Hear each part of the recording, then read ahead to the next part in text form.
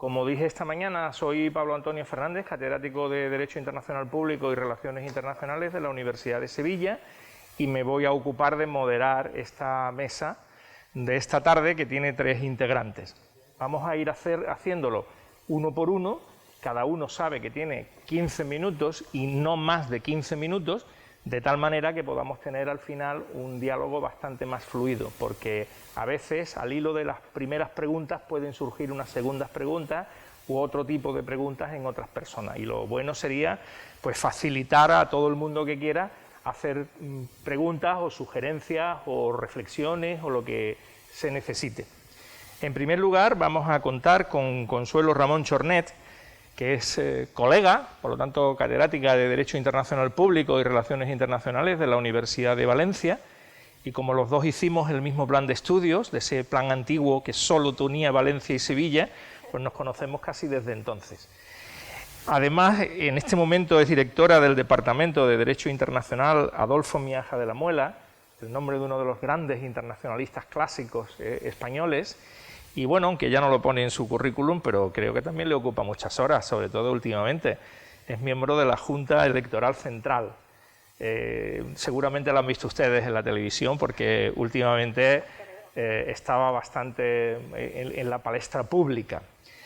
Ella va a iniciar con su exposición, como era de temática libre, aunque relacionada obviamente con nuestros trabajos.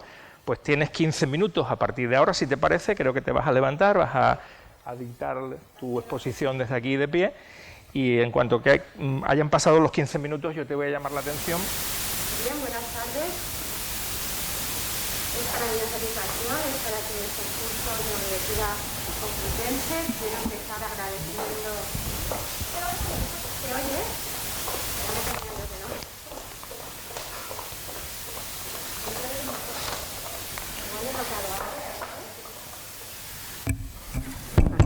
No toca.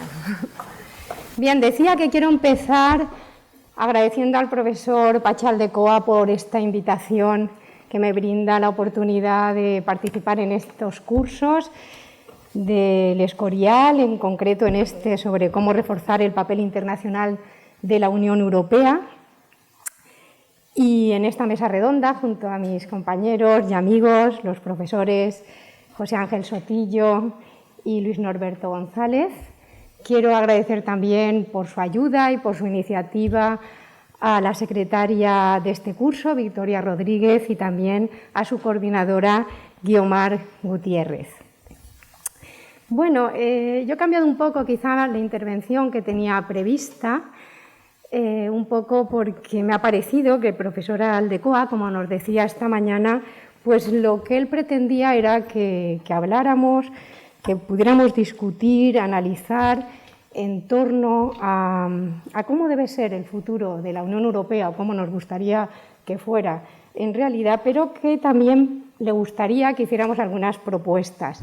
Yo, claro, desde una humildad necesaria, pues creo que propuestas originales en este punto no es fácil, pero quizá a veces repasar algunos aspectos que incluso como ciudadana pues me he planteado ante situaciones tan tremendas que ha vivido la sociedad internacional, pero también hemos vivido en el ámbito de la Unión Europea, como fue la crisis económica o la crisis de los refugiados, o el problema de los atentados en territorio europeo, por ejemplo, y la falta de reacción que tuvo la Unión Europea, y que bueno, pues son aspectos que te dan que pensar. Y decía esta mañana, cuando me he presentado, que yo he sido una profesora que muchas veces he puesto más el acento en las críticas o en los problemas que veía en el devenir de la Unión Europea, pero que como tantos, de repente, cuando pasan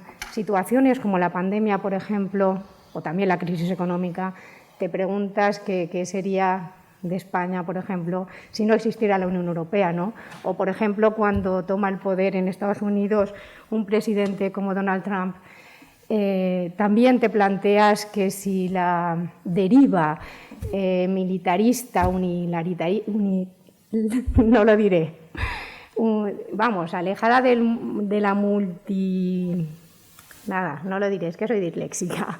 Pero bueno, creo que me entiende perfectamente. La dinámica que con el anterior presidente estadounidense, pues la Unión Europea se veía forzada a reaccionar, a intentar volver a pensar en unas fuerzas propias y que tan alejados seguimos de ellas, puesto que esto es un problema también de financiación, no solo, por supuesto, de ponerse de acuerdo en la política exterior por cada uno de los países que conforman la Unión Europea. Bueno, creo que me he extendido demasiado en estas cosas. Entre los principales objetivos que creo el futuro de la Unión Europea tendría que plantearse, pues desde luego estaría el poder adoptar acuerdos, nuevos acuerdos en materia de inmigración, en materia de refugiados, en su caso, en la prevención de atentados terroristas en suelo europeo o, por supuesto, en la prevención y, si no, en la posible solución ante situaciones de pandemia como la que sufrimos actualmente. En cualquier caso, los asuntos principales que los presidentes del Parlamento Europeo, el Consejo y la Comisión Europea han establecido de cara a esos futuros asuntos que deberíamos solucionar o intentar hacerlo, pues desde luego está la construcción de un continente saludable, la lucha contra el cambio climático y los retos medioambientales en general, conseguir una economía que funcione para las personas, la justicia social, la igualdad y solidaridad intergeneracional, la transformación digital, decía un compañero esta mañana, un estudiante, creo que es importantísimo ese tema, los retos migratorios, la seguridad, el papel de la Unión Europea en el mundo, las bases democráticas de la Unión y cómo reforzar los procesos democráticos que rigen la Unión Europea. Pues bien, yo he intentado establecer algunas sugerencias, 3 en concreto en esta intervención, que me parecen necesarias para encauzar nuestro debate en un sentido que, sin dejar de ser crítico, sea también constructivo. Creo que, como ha escrito el profesor Aldecoa recientemente en el Anuario Español de Derecho Internacional, si la Unión Europea quiere ser un actor con capacidad de influencia en las relaciones internacionales, su principal reto es no renunciar a su carácter de potencia normativa y diplomática. Solo así, dice, podría afirmar y desarrollar su papel como actor geoestratégico de peso en esas relaciones. Y al mismo tiempo, como ha recordado recientemente por su parte el alto representante Josep Borrell, la Unión Europea debe tener capacidad para adaptar sus mapas mentales a la nueva realidad internacional tal y como es, no como le gustaría que fuera. A mí me parece una reflexión realmente básica para empezar a hablar de nuevas realidades, de propuestas de cambio y de avance, ¿no?, en el proyecto europeo. ¿Por qué? Porque eso exige, como él dice también, la capacidad para reaprender el lenguaje del poder y afirmarse como tal actor de peso.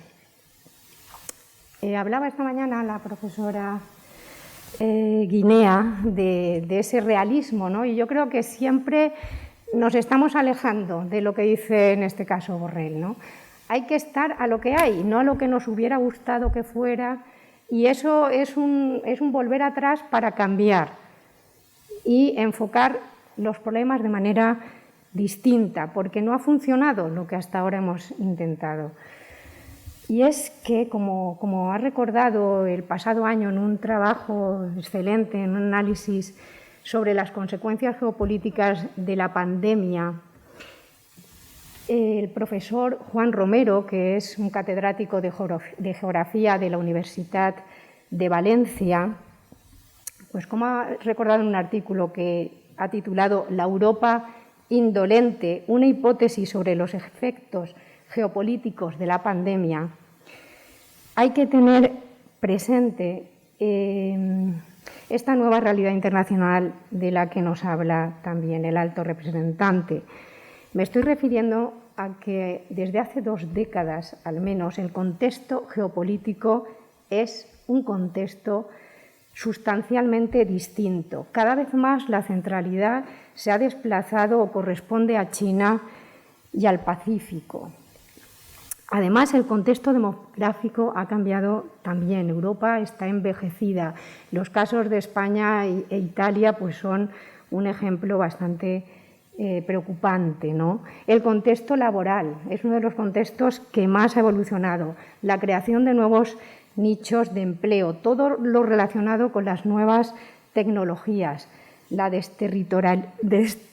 todo lo que tenga vocales, ya saben ustedes que me voy a equivocar, la desterritorialización, las nuevas condiciones para el teletrabajo, con que ahora nos estamos familiarizando y que va a seguir, por no hablar desde luego de la revolución de las biotecnologías, los tratamientos genéticos, etcétera.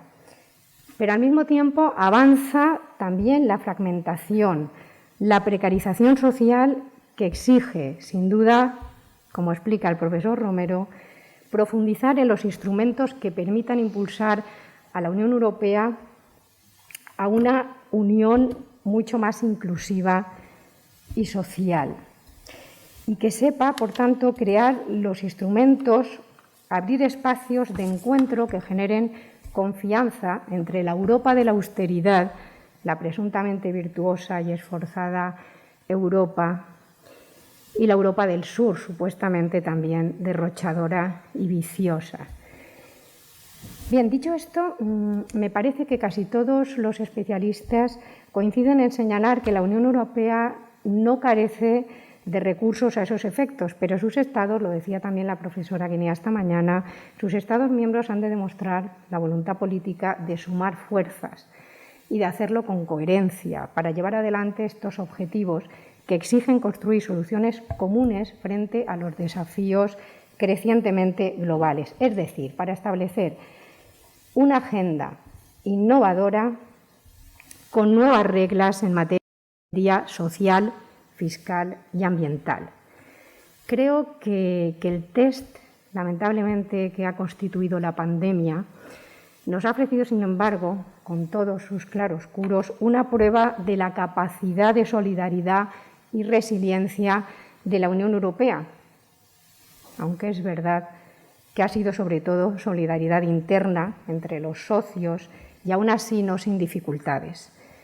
No se puede negar, por ejemplo, me parece importante destacarlo, que en medio de un panorama mundial extremadamente difícil, la Comisión Europea reaccionó, con algo de retraso quizá, pero con notable eficacia, para tomar las riendas y asegurar la provisión de vacunas en el espacio europeo. Supo alcanzar acuerdos básicos razonables con los grandes laboratorios, unas negociaciones que sabemos, creo que es necesario también recordarlo, fueron extremadamente complicadas y lo hizo para asegurar vías de gestión y respuesta. Desde luego, conviene recordar que, no obstante, han quedado importantes aspectos sin resolver y, sobre todo, reconocer que ni la Comisión ni los Estados miembros han sabido mostrar con hechos nuestra capacidad de ayuda y cooperación en la lucha contra la pandemia en los países africanos, mediterráneos del sur y de Oriente Medio. Y toda esa falta de eficacia en este ámbito siempre acaba volviéndose contra nosotros. Pero también hay que reconocer, de otra parte, que la Comisión ha sabido poner en marcha un plan de recuperación del que, por cierto, nuestro país es un beneficiario muy relevante. Esos fondos europeos son la mejor prueba de que sin Europa los Estados no tienen sino una desigual capacidad de respuesta, insuficiente en la mayoría de los casos, como es el nuestro, ante amenazas globales. Se nos piden propuestas para la Conferencia Europea. La Conferencia Europea, paradójicamente, en apariencia, no en la realidad, porque el proyecto europeo lo incluye, como sabemos, debería analizar y saber encontrar vías de promoción del inmenso potencial de lo pequeño. Me explico, de lo cercano, la Europa de las ciudades y de las regiones, como motores del proyecto europeo y de la implicación de los ciudadanos en él. Primera, por ejemplo, impulsar las redes de ciudades y en ellas de los agentes sociales de la sociedad civil, que en definitiva son los que impulsan y desarrollan sinergias en el ámbito del movimiento municipalista, pues la democracia municipal es una herramienta que debemos valorar y debemos saber desarrollar. Segunda, es muy importante continuar con el esfuerzo de desarrollar la Europa de la investigación, de la cultura y de la educación, pero no solo en el ámbito tecnológico. Recuérdese la importancia de redes de investigación histórica, de estas redes de manuales. ¿Por qué? Porque subyace la complejidad de definir qué es la identidad europea, por qué nos sentimos europeos. Como sabemos, una identidad implica una conciencia y un reconocimiento de que existe una serie de rasgos propios que nos caracterizan frente a los demás.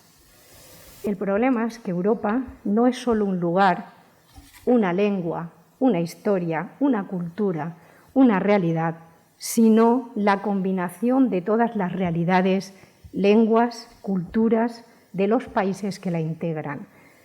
Creo que la dificultad del proceso de construcción de la identidad europea reside principalmente en la cuestión del reconocimiento de esa identidad por parte de los europeos mismos. De ahí, insisto, en la importancia de esa elaboración, de esa investigación histórica de nuestra historia europea. Tercera, ser ambiciosos, pero ambiciosos para encontrar ítems, propuestas, herramientas que permitan la reformulación moral de la economía de mercado, para crear instrumentos que hagan posible la mejora de la calidad democrática, decía al principio, para dar respuesta al malestar que propicia el riesgo de populismos antieuropeos, que tienen todo o mucho que ver con las debilidades en el acceso de los jóvenes a la vivienda, al trabajo, con la escasa voluntad de atajar decididamente la crisis climática que tiene en el Mediterráneo una zona cero. Y no olvidar, y voy acabando, que Europa es sobre todo una comunidad de derecho y de derechos. La garantía del Estado de Derecho, del imperio de la ley, es una prioridad que no podemos permitirnos abandonar. Y acabo. Hay dos temas que en la conferencia deben primar. Uno, el calentamiento global. La Unión Europea no puede seguir haciendo planes con la mirada puesta en el 2050. Eso es pura ceguera, porque para el 2050, si no actuamos ahora con objetivos mucho más ambiciosos y urgentes, ya no habrá vuelta atrás.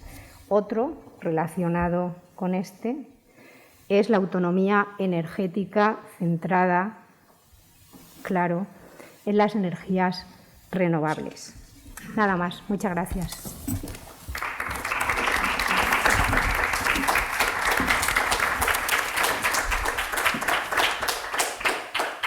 Muchas gracias, Consuelo, porque efectivamente ni siquiera has consumido los 15 minutos, pero creo que nos has dejado grandes ideas para el debate.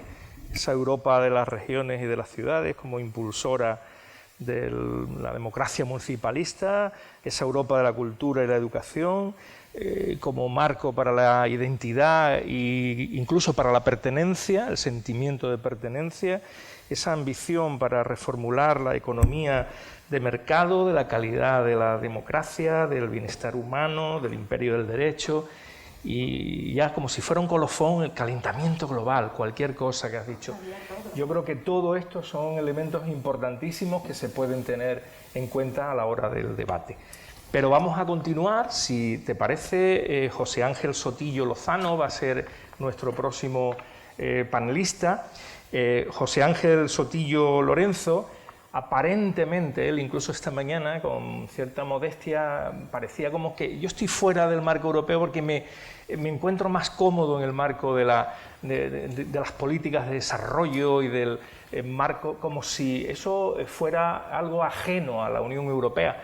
no sé, casi te quisiera recordar tu propia tesis doctoral, que es sobre la ayuda humanitaria en el marco comunitario, en el marco de la Comunidad Europea.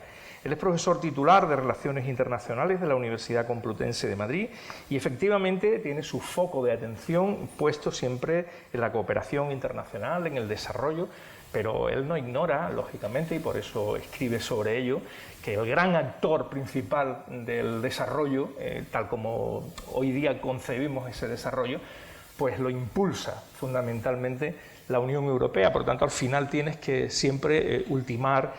Y no sé si lo sabes, y si no te lo digo, te lo recuerdo, yo presido un panel de expertos de la Comunidad de Madrid que evalúa los títulos universitarios de las 26 universidades que tiene Madrid, que no sé si lo sabíais, pero tiene 26 universidades.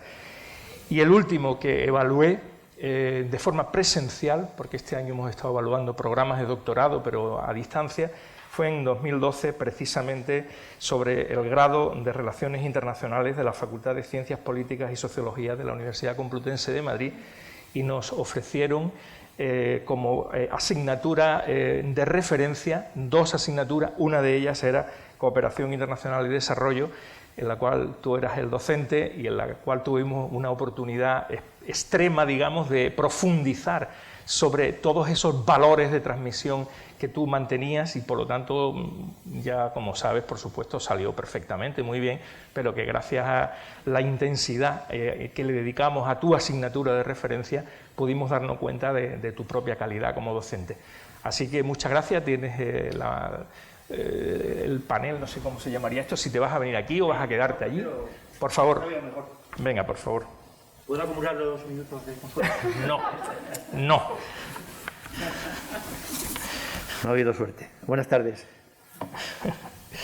Bueno, obviamente primero quiero agradecer de todo corazón al profesor Aldecoa por haberme invitado. Somos compañeros, amigos de hace ya muchísimos años y yo creo que gracias a él también pues estos temas de la Unión Europea que son más, todos son humanos evidentemente, pero más sensibles, más a volcar ese aspecto exterior de la cooperación, como se comentaba ahora, pues ha sido gracias siempre a su forma de entender la Unión Europea dentro y fuera de nuestras fronteras. Y, por supuesto, pues el magnífico trabajo de Victoria y de Guiomar, que siempre te lo digo y no hace falta decir más porque creo que ya saben a qué me refiero a todo ese intenso trabajo. Y más que felicitarme por estar aquí y ese agradecimiento, sí quería agradecerles también muy sinceramente, al calor de lo que decía nuestro presentador, el que se haya incluido la cooperación, que siempre pensamos que es algo marginal, que siempre juegan ligas menores y hoy hace trío nada más y nada menos que con el euro y con el comercio, con lo cual los que ahondamos por que ese espacio se consolide, pues por mi parte pues esa satisfacción de comprobar que está a esa altura, no es que compita con nadie, pero bueno, que por lo menos se le presta esa atención, que también yo creo que es muy bueno lo que ha comentado nuestro presentador a la hora de recordar la importancia que tienen estas asignaturas en un grado de Relaciones Internacionales, en otro tipo de formación, que mira fuera de nuestras fronteras, pero también de nuestras fronteras, dentro también de nuestras fronteras, por supuesto, ¿no? Comentaba esta mañana, tenía preparado, y bueno, en contra de mis principios voy a poner un PowerPoint, sobre todo para ajustarme al tiempo. Algunas cosas que van a aparecer serán como el rayo rápidamente, pero bueno, en todo caso, si se quedan con ellas, os las puedo mencionar después y las comentamos, por supuesto, ¿no? Pero comentaba esta mañana la profesora Mercedes Guinea, creo que cito literalmente, la cooperación está destrozada, no le falta ninguna razón, pero yo creo que interpreto bien sus palabras cuando digo que lo que está destrozado es la ausencia de cooperación, creo que interpretarlas así en ese buen sentido, ¿no? Gracias o en virtud de la ausencia de cooperación, pues vamos a ver situaciones que al calor también de la pandemia pues han acelerado sus rasgos negativos más que los rasgos positivos. Íbamos progresando adecuadamente, pero en estos últimos años, no solo por la pandemia, sino por otras causas más estructurales, pues ha habido o hay indicadores tremendamente negativos para el conjunto de la humanidad. Pero también quería comenzar, evidentemente no soy nadie para enmendar la plana al alto representante, ni algunos comentarios que se han hecho, ¿no? Pero creo que a veces somos demasiado autocríticos. No lo digo porque no debamos serlo. Y siempre que surge esta circunstancia, soy a veces demasiado peliculero y me acuerdo de esas escenas finales de la vida de Brian, de qué han hecho los romanos. Entonces, claro, cuando vemos las carreteras, la educación, la alfabetización, el saneamiento, la paz, pues claro, decimos, bueno, pues igual también merece la pena comprender que han hecho algo bien, ¿no? No quiero llevarle a ese terreno, ni dejar, por supuesto, la autocrítica, que también lo voy a comentar ahora, ¿no?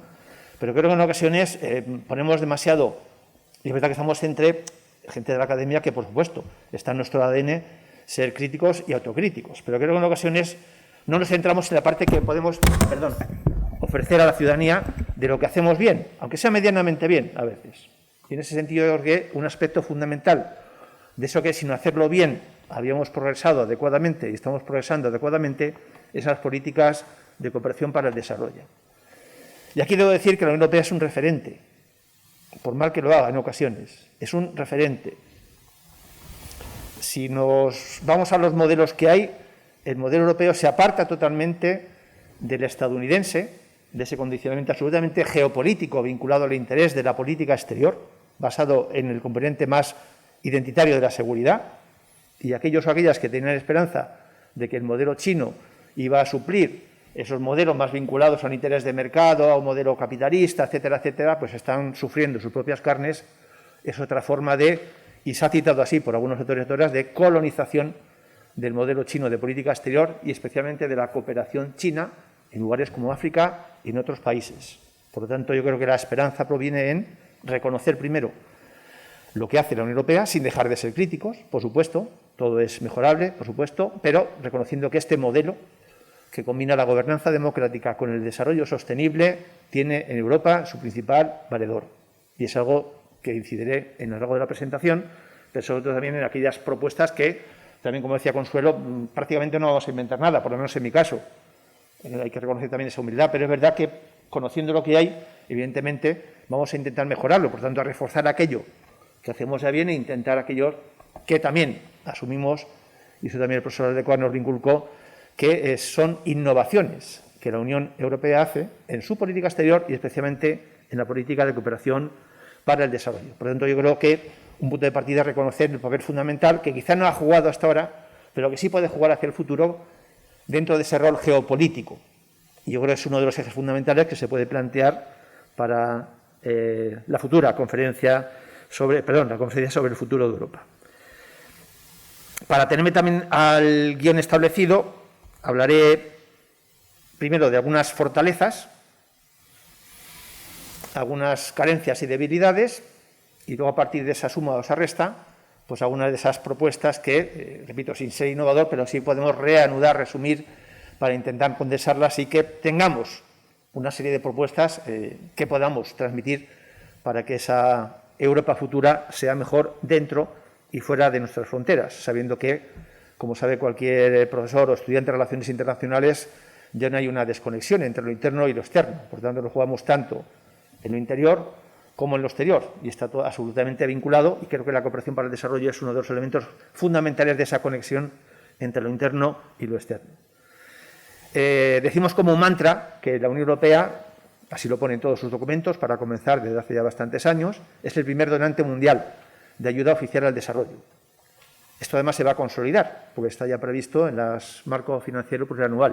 O sea que hasta el año 2027, salvo catástrofe o debacle o cataclismo o colapso, la Unión Europea va a seguir siendo el principal donante de ayuda oficial al desarrollo. Y eso incluyendo lo que supone, por supuesto, la retirada británica, que era uno de los principales socios también en el ámbito de la cooperación para el desarrollo. Por cierto, también se pueden percibir los cambios de la Gran Bretaña incorporada a la Unión Europea al modelo que plantea en su política exterior y el antimodelo de cooperación que plantea el actual gobierno británico en ese sentido. Pero además lo que ha caracterizado a la Unión es no entender que esto es únicamente ayuda, o que hay que asfaltar carreteras o hacer obras de saneamiento, que también, sino que la palabra clave aquí es que quiere ser socio en el desarrollo. Es el primer donante mundial de ayuda al desarrollo. Entramos en esa dualidad que comentamos también, quiere ser socio en el desarrollo, porque creo que aquí todavía no ha alcanzado esa cualidad. No basta con que quieras, aquí tienen que reconocértelo también. No vale, yo quiero ser socio de, el interlocutor o la interlocutora tiene que decirte que te reconoce como socio. Yo creo que aquí todavía faltan algunas cuestiones por completar. Es una política absolutamente consolidada ya como parte de la acción exterior, no de forma individualizada, sino crecientemente como parte de la acción exterior. está recogida, por supuesto, en el Tratado de Lisboa. Hay un documento fundamental que creo que ya se ha conocido, como es el Consenso Europeo sobre Desarrollo, en este caso su segunda edición, podemos decir, del año 2017. Creo que todos conocemos a veces las diferencias entre el propio esquema, ese diálogo institucional, que a veces es un poco de sordos, pero en este caso Consejo, Parlamento y Comisión se pusieron de acuerdo para adaptar de forma, como su nombre indica, consensuada este documento en el año 2017. Y la principal novedad que afecta justo mismo a estos días en los que estamos comentando este curso es la puesta en funcionamiento, la publicación del instrumento de vecindad, cooperación para el desarrollo y cooperación internacional Europa Global, aclaró también lo que comentaba esta mañana sobre la denominación que debemos emplear para identificar estos mecanismos con los cuales la Unión despliega cierto tipo de políticas hacia el exterior. Es absolutamente reciente, es un documento hipercomplejo. A la segunda página tienes que hablar de la primera porque hay que recuperar un poco esa sensación de me he perdido algo, me estoy confundido. Es absolutamente transversalizado y no voy a entrar en él porque evidentemente es bastante complejo y no me ha dado tiempo a poder alcanzar su grado más de profundización, pero sí creo que perfecciona ciertos aspectos de la anterior política de cooperación que para el futuro van a ser claves, no solo de manera interna, sino por lo que transmite hacia el exterior. Como muchos de ustedes recordarán, el Parlamento Europeo lleva décadas solicitando que el Fondo Europeo de Desarrollo, que es ese banco que había para financiar las actividades del convenio con los países de África, Caribe y Pacífico, se presupuestarizara. Pues bien, este instrumento presupuestariza el Fondo Europeo de Desarrollo. Ya no es un fondo intergubernamental, es un fondo que pasa a ser parte del presupuesto de la Unión Europea. Y todos sabemos que el Parlamento Europeo es la autoridad presupuestaria, con lo cual ya no es solo hablar de tecnicismos de presupuestarización, sino que además el control y la legitimidad pasa a manos también, en este caso, del Parlamento Europeo. Pequeño gran paso, bueno, habrá que evitarlo, pero en todo caso un paso también fundamental. El texto incorpora un mecanismo de diálogo geopolítico, que es una novedad en términos de traspasar el término de ayuda al desarrollo únicamente. Un diálogo geopolítico en el que van a participar por lo menos 2 veces al año el alto representante, a su vez vicepresidente de la Comisión, representantes de la Comisión Europea que tienen carteras vinculadas al ámbito de la cooperación para el desarrollo y representantes de las 2 comisiones del Parlamento Europeo más cercanas, la de Asuntos Exteriores y la de Cooperación para el Desarrollo. Y renueva además, de forma muy importante, mecanismos innovadores, luego haré alguna breve alusión a alguno, como es la segunda edición, también en este caso, del Fondo Europeo de Desarrollo Sostenible.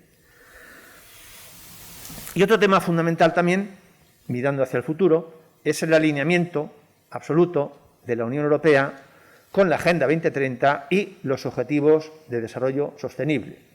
Con los dos, a veces esa conjunción no significa que es el mismo texto, no son 2 textos complementarios, no pueden estar uno sin el otro.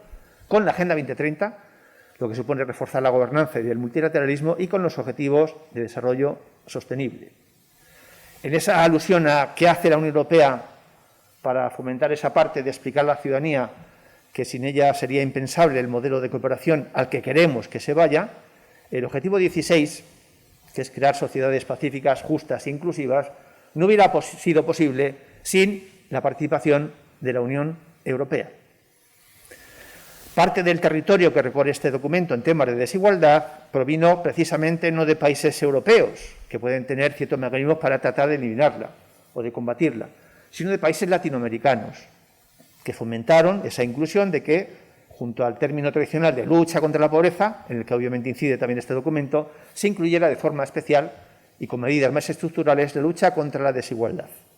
Aquí la propuesta, por decirlo gráficamente, vino fundamentalmente de países latinoamericanos, pero encontró un aliado en la Unión Europea, que ya practicaba desde antes, con éxitos y con fracasos, las políticas de cohesión, no solo interna, sino con mecanismos que, como recordaremos, desde el año 82 la Unión Europea puso en marcha para establecer un fondo de cohesión con países de América Latina, del Caribe y algunos de Asia. Por tanto, alineamiento con ese modelo, además, que construye la agenda y que ya llevaba años explicando la Unión Europea. El desarrollo sostenible es la combinación del económico, el social y el ambiental. No puede haber el uno sin el otro. Y ese modelo que estaba establecido se alinea de forma completamente total, por decirlo así, con lo que establece la Agenda 2030 y los Objetivos de Desarrollo Sostenible. ¿Y qué duda cabe? de que en este sentido pues la Unión Europea como bloque es un referente para el multilateralismo y todo lo hemos visto también con sus carencias y sus errores, desde salvémonos primero, de toda esa geopolítica de las vacunas, pero también hemos sido conscientes de que quizá con cierta lentitud la capacidad de reacción del gobierno chino es al 0 segundos, la del gobierno estadounidense es al 0 segundo y evidentemente en el caso de la europea siempre es algo más complicado que reaccione de forma tan rápida, aunque el instrumento recoge formas novedosas de reacción rápida, en este caso ante crisis, etcétera, etcétera, de lo que puede hacer un Estado que está perfectamente armonizado y unificado su proceso de toma de decisiones. Y dos cuestiones que no he añadido, pero que las digo aquí en directo. La política de cooperación para el desarrollo es la parte de la política exterior que se realiza mediante el diálogo con países e interlocutores socios. No digo que sea la única. Hay foros, hay mecanismos, hay reuniones de alto nivel, pero es la parte que se realiza de forma más directa con nuestros interlocutores. Y eso creo que es un bagaje fundamental para profundizar en la legitimación de esa política, no de ayuda, sino de cooperación, que es un ejercicio de corresponsabilidad, no de discrecionalidad. La ayuda discrecional, la cooperación es un ejercicio de corresponsabilidad. Para decirlo gráficamente, en este caso son más importantes quizá las delegaciones europeas en más de 100 países que Bruselas decida sobre una cuestión u otra. O sea, por tanto, creo que un valor añadido a la política de cooperación, no solo lo que hace bien o mal, sino fundamentalmente la capacidad que tiene para, y está formalizado en muchos escenarios, para articular ese diálogo con los socios, o sea, cuáles sean los interlocutores. Puedo pasar, bueno, la presentación no está, pero esto sí creo que es también conocido, pero al verlo quizás resulta más llamativo. Somos el primer donante mundial de ayuda oficial del desarrollo, sumado la política de la Unión Europea más la de los Estados miembros. Aquí está todavía contabilizado la ayuda de Gran Bretaña, que ya se empieza a desagregar para los ejercicios posteriores, pero evidentemente, perdón por decirlo así, pero hay que sacarle más partido a lo que aparece en este gráfico. No por el dato y por lo cuantitativo, sino por la forma de llevar a cabo, insisto, esa política de cooperación y no solo de ayuda al desarrollo. En todo caso, la Unión Europea como tal no solo es el primer donante, sino el que se va acercando más a ese objetivo que Naciones Unidas planteó hace ya décadas de alcanzar el 0,7% de la renta nacional bruta del país donante. La media europea es del 0,5% y hay 4 países de la Unión que sobrepasan el 0,7%.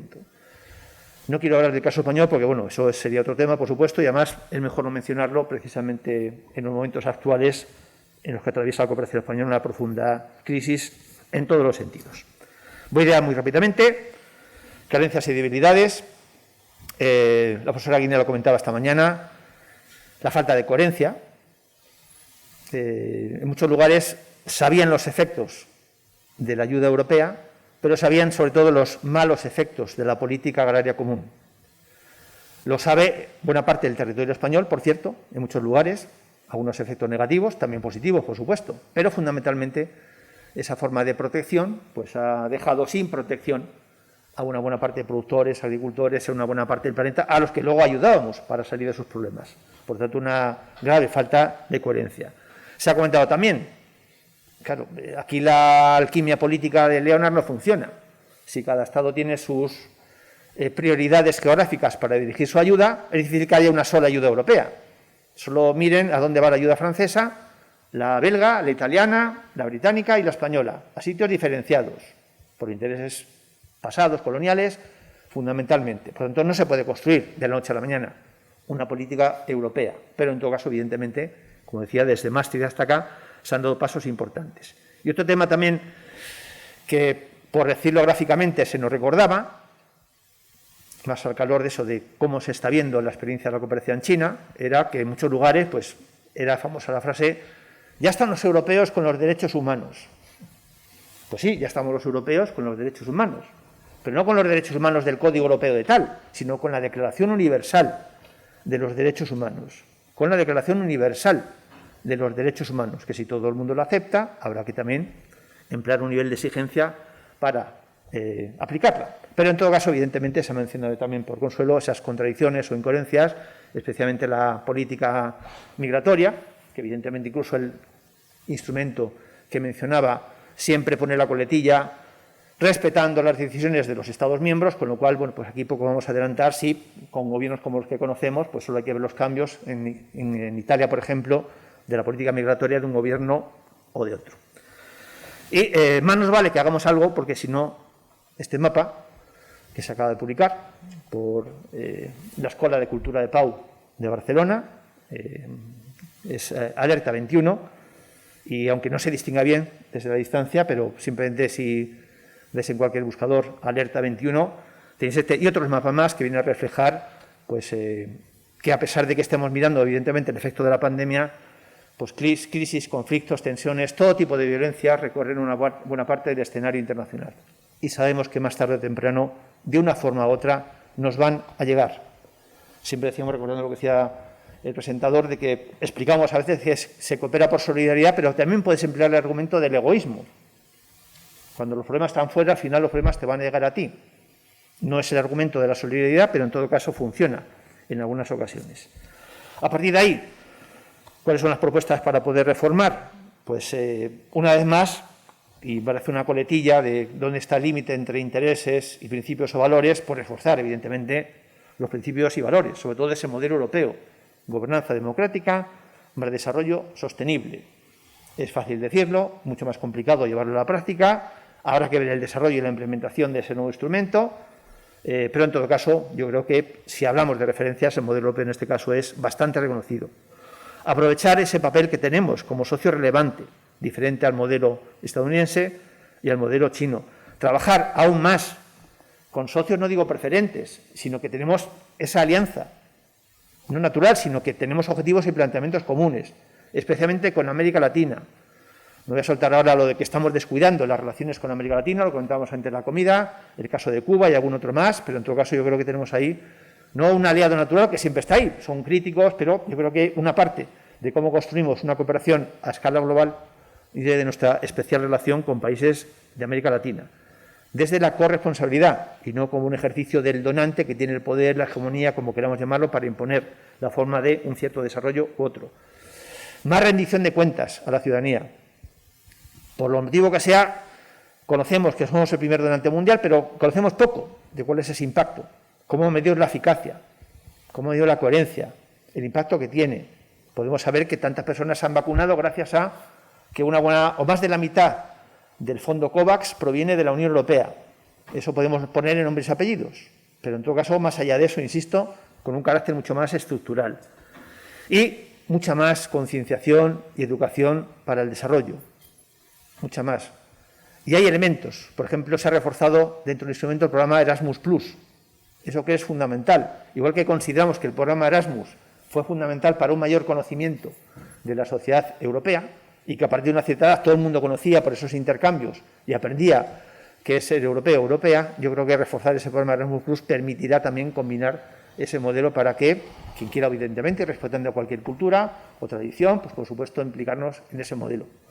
Y cualquiera que lo vea puede mirar el éxito que tienen, con eso termino, los días europeos para el desarrollo, que es algo que quizá pasa desapercibido, pero hay jóvenes de todo el mundo, con gente que tiene ya bastante experiencia, sin un programa quizá hipercientífico, como el que queremos llamarlo, pero esa forma de emplear esa cultura del desarrollo a escala global permite, en ocasiones, pues compartir a veces las diferencias. Cómo empleamos la relativización, de cómo no entrometer con la cooperación en culturas, tradiciones, y cómo lo combinamos con la aplicación efectiva de derechos humanos. Entonces hay todo un terreno ahí que yo creo que, más allá de los sanos y, por supuesto, efectivos debates científicos, yo creo que trasladar ese escenario para que la juventud, en una buena parte del mundo, debata sobre cómo quiere construir ese futuro, es un escenario que, desde luego, para el futuro de Europa, pues debemos trabajar con mucho más hincapié y mucha más profundidad. Queda algunas cosas en tintero, pero me he pasado tiempo y disculpas. Y nada, muchísimas gracias.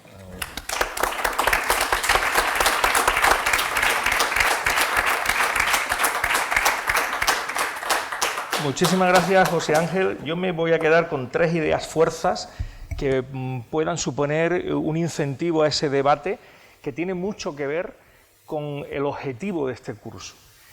Primero, por ejemplo, la cooperación refuerza el rol geopolítico de la Unión Europea.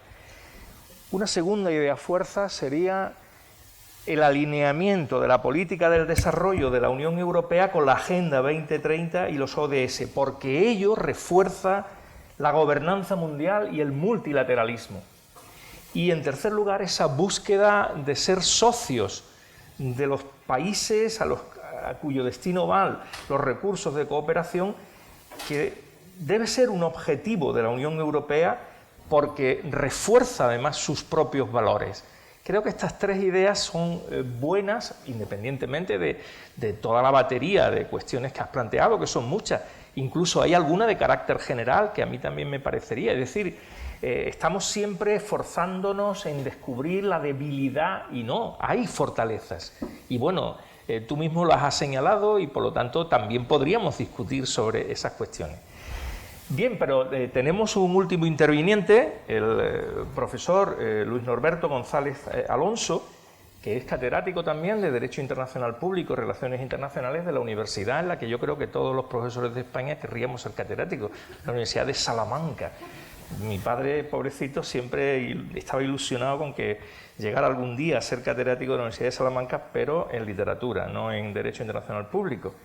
Es director también de su Centro de Documentación Europea, Europe Direct, y tiene también esa dimensión tan europeísta que a veces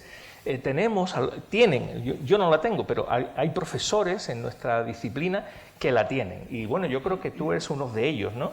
Has sido además director ejecutivo de la Revista General de Derecho Europeo y consejero de redacción de la Revista de Derecho Comunitario Europeo. Por cierto, que se sigue llamando todavía Derecho Comunitario Europeo. Recuerdo el debate inicial de si debería de cambiar el nombre o no, porque antes incluso se llamaba de otra manera, pero se mantuvo el de Derecho Comunitario Europeo.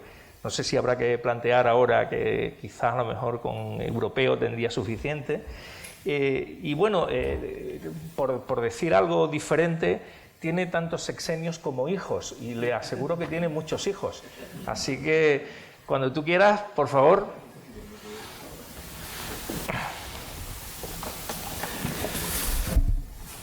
Bien, muchas gracias por tu amable presentación y muchas gracias a los organizadores de este evento por invitarme a estar aquí esta tarde. Es una magnífica forma de poner fin a un trabajoso curso académico. Yo espero que después de salir de aquí ya no haya que hacer nada más, por lo menos hasta finales de agosto, principios de septiembre. Muchas gracias, Pachi, Victoria y también Mercedes, porque en realidad este curso, en cierto modo, es la culminación de una iniciativa muy interesante que Victoria y Mercedes pusieron en marcha a comienzos de este año con el apoyo de Pachi, del Consejo Federal Español del Movimiento Europeo, que ha sido un seminario de profesores, especialistas en general, sobre acción exterior, que nos ha tenido entretenidos con sesiones, yo creo, muy interesantes a lo largo de estos últimos meses y, en cierto modo, pues bueno, todo ese caudal de reflexión pues lo vamos a intentar volcar aquí esta tarde. Esta tarde, en estos días, me refiero. Bien, lo que me han pedido los organizadores que haga es reflexionar muy brevemente, porque son 15 minutos, por lo tanto voy a limitarme a apuntar algunas cuestiones, sobre cómo utilizar las fortalezas de la Unión para reforzar su rol geoestratégico o geopolítico, mejor dicho, desde la óptica o desde el punto de vista del comercio o de la política comercial. En realidad no es una tarea complicada, porque la política comercial, todos lo sabemos, es precisamente la fortaleza clásica de la acción exterior de la Unión Europea, el ámbito a través del cual la Unión, desde fechas muy tempranas, antes de que existiera, por supuesto, la propia Unión como tal, ha sido capaz de desplegar influencia, de ejercer influencia, de condicionar la evolución del comercio internacional, de proyectarse, en definitiva, hacia el exterior, incluso en épocas en las que los tratados apenas hacían mención o hacían escasas menciones a la capacidad de acción exterior. Por lo tanto, es quizá el principal instrumento a través del cual la Unión Europea sigue estando en condiciones de reforzar ese rol geopolítico a través de acontecimientos de todos conocidos y que algunos de los cuales comentaré después. Por lo tanto, no hay ninguna duda, yo creo, desde ese punto de vista.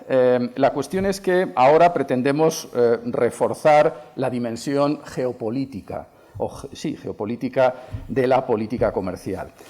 Esto, bueno, viene planteándose en el contexto de la nueva, ya no tan nueva, Comisión Europea.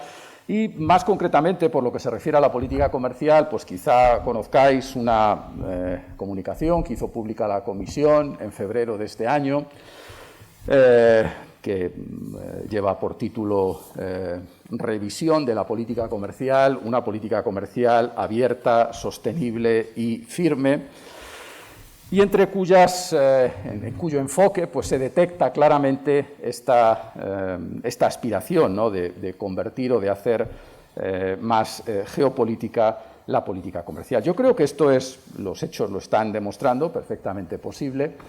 Lo que ocurre es que en esta ocasión, como ha ocurrido en el pasado, y ahora recordaré muy brevemente, la Unión Europea está reaccionando a cambios que vienen de fuera. Es decir, es un cambio de enfoque reactivo.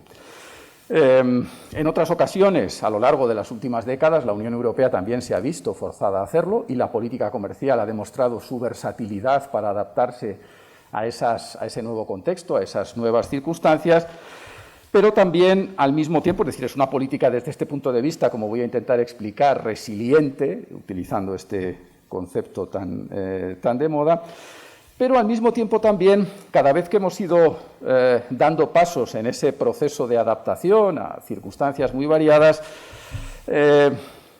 nos hemos ido dejando girones por el camino, en el sentido de que esos cambios y el esfuerzo de adaptación de la Unión Europea ha puesto de manifiesto también los problemas a los que nos enfrentamos cada vez que tenemos que adaptar nuestros instrumentos, y en este caso una política muy sólida, muy contundente, a esos cambios. Cosa que no le ocurre a nuestros principales socios, competidores, rivales, como queráis denominarlo, Estados Unidos, China, su día Japón, etcétera, para los que estos cambios son cambios mucho más naturales. Os recuerdo muy brevemente algunas ideas y después me centro fundamentalmente en la visión que deja traslucir esta comunicación de la Comisión. Si recordáis, en los años 90, y por no remontarme más atrás, se produjo un gran cambio en el sistema comercial con la creación de la Organización Mundial del Comercio. Y en aquella época, en la que yo estaba haciendo la tesis doctoral, pues me dediqué bastante a estudiar estas cuestiones, como se suele decir, y muchos de los que están aquí lo entenderán, casi poniéndome un poco dramático, pues me dejé los mejores años de mi vida estudiando estas cosas. Bueno, bromas aparte, en aquel momento teníamos que adaptarnos a cambios estructurales en la evolución del comercio internacional, que consistían en que el comercio cambiaba. Hablar de comercio no era hablar fundamentalmente de obstáculos a los intercambios de mercancías, sino también prestación de servicios, temas de propiedad intelectual, tan de actualidad en estos momentos, el tema de las patentes sobre las vacunas, etcétera, todo este tipo de cuestiones. La Unión Europea se adaptó, nos costó adaptarnos, pero nos adaptamos.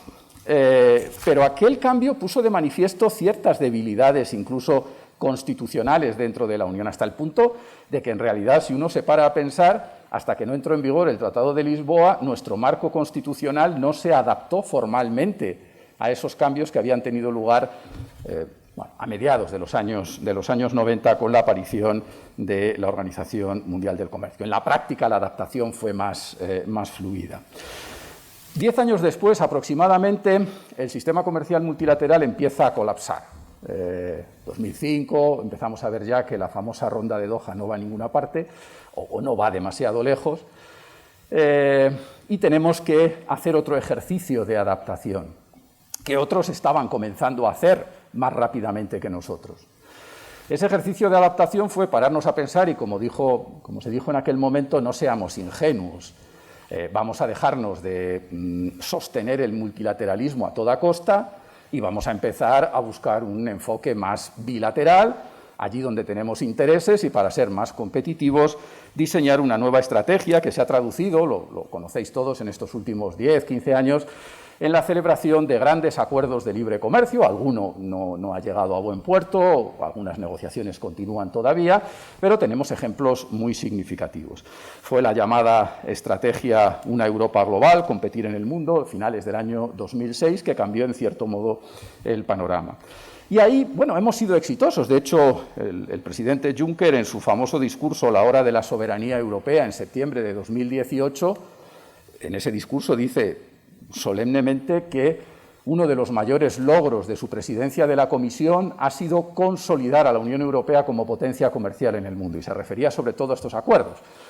Corea del Sur, el CETA con Canadá, después Singapur, etcétera. Bueno, todo este tipo de, algunos también con países de América Latina, como recordaba antes José Ángel Sotillo, este tipo de acuerdos. Pero ahí otra vez ese proceso de adaptación empieza a poner de manifiesto ciertas limitaciones y ciertos problemas que tenemos para adaptarnos. No voy a entretenerme en esto porque además son cuestiones jurídicas que a lo mejor no interesan demasiado, pero recordad los problemas para ratificar el CETA con Canadá. Las dificultades por el hecho de que es un acuerdo mixto.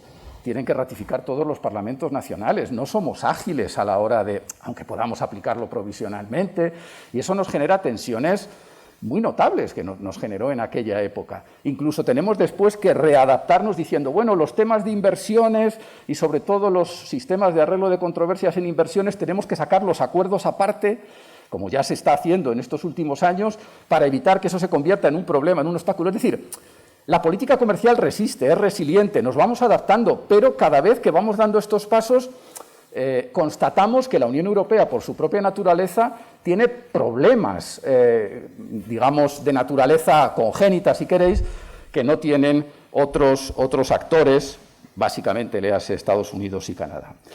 Llegamos ahora a este nuevo paso, es decir, que la política comercial contribuye a reforzar el papel geopolítico de la Unión Europea en el mundo.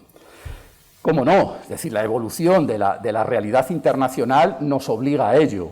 No hay, yo creo, alternativa. Tenemos que hacerlo y yo creo que es positivo el que así lo hagamos, como en cierto modo se propone en esta comunicación de febrero de 2021, en la que se habla de muchas cosas, porque no es un cambio radical, como algunos han dicho en el enfoque, yo creo, al menos, de la política comercial, pero sí en esa comunicación se dice que entre los desafíos a los que tenemos que hacer frente, entre otras cosas, es el panorama de incertidumbre mundial, el ascenso de China, el enfrentamiento entre China y Estados Unidos también desde la óptica comercial, pero aquí sí que el comercio es geopolítico clarísimamente, sin lugar a dudas. Y, por lo tanto, ahí tenemos que dar un nuevo giro, dar un paso más en esta evolución. Si uno lee la comunicación, llama mucho la atención la invocación de la asertividad, es decir, que la política comercial sea más asertiva. Y esto es cierto, está bien, es decir, llama mucho la atención. Ahora voy muy brevemente a comentar algún aspecto, pero no perdamos de vista que también se sigue insistiendo en las coordenadas básicas de la política comercial. Es decir, en modo alguno esto puede significar abandonar el multilateralismo, en modo alguno, ni, por ejemplo, la incorporación en mucha mayor medida todavía de los elementos de sostenibilidad, etcétera, a la política comercial, que también los han traído a colación los compañeros que me han precedido en el uso de la palabra. Pero claro, esta reorientación o este nuevo paso en la evolución, yo creo, y ahí entraríamos un poco en el terreno no de las propuestas, pero sí de pensar un poco de cara al futuro. Yo creo que es perfectamente posible y, de hecho, me parece positivo, pero hay que ser conscientes también de que nos va a volver a confrontar a una situación parecida, en otros términos, a la que hemos vivido en estas etapas anteriores que brevemente he recordado. Por no ir más allá del último año, simplemente, en el último año hemos asistido ya a ciertos cambios en esta reorientación de la política comercial. Algunos de ellos son cambios de carácter más interno, en el arsenal de instrumentos de la Unión Europea en materia de política comercial. que ahí tenemos mucha práctica, lo hacemos muy bien y no plantean mayores problemas, porque son sobre todo cuestiones técnicas, pero son importantes. Hace ahora un año, en julio del año pasado, se ha creado en la Dirección General de Comercio, que ya sabéis es una de las direcciones generales más potentes de la Comisión, un nuevo puesto que se denomina Chief Enforcement Officer, que es una especie de comandante en jefe de la Unión Europea para detectar dónde tenemos problemas comerciales y actuar ejecutivamente.